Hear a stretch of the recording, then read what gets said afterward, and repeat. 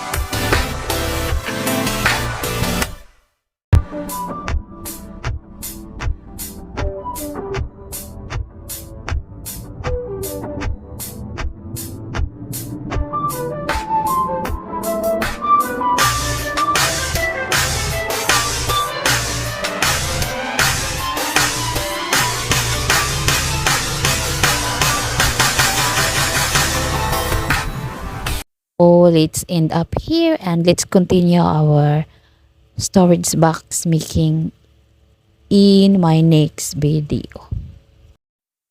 Thanks for watching, and if you like my video, please don't forget to like, subscribe, and hit the bell button so that you have notification in all the videos that I am going to upload.